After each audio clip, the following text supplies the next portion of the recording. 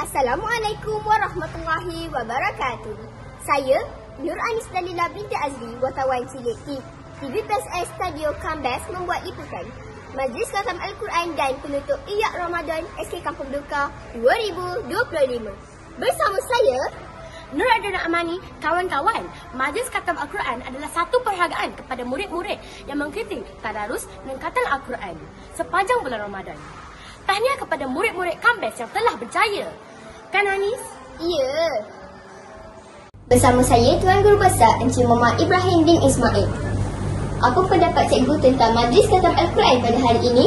Baik Anis, Alhamdulillah bagi saya penganjuran tahun ini sangat membanggakan kerana penyertaan seramai 69 orang ni satu angka yang sangat besar dan yang memberi satu impak yang sangat positif yang melahirkan lebih ramai lagi lah pada masa akan datang, dan insyaAllah majlis ini akan memberi satu suntikan semangat kepada pelajar-pelajar lain supaya lebih berusaha untuk capai khatam Quran secepat yang mungkin lah.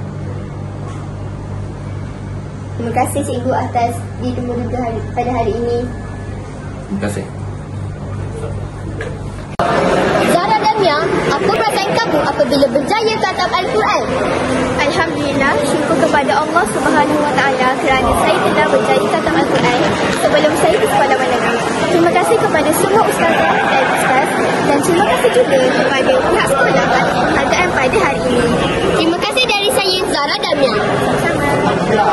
Sekarang kita bersama Afiq Ahmad. Apa perasaan kamu pula?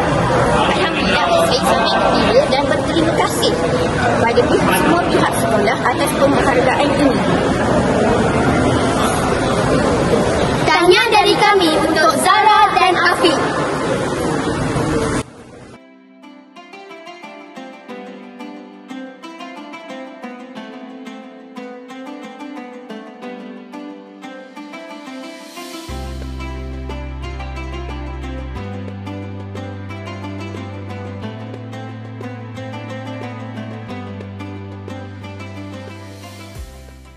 Sekian daripada saya TVPSS SK Kampung Duka Anis Dalila.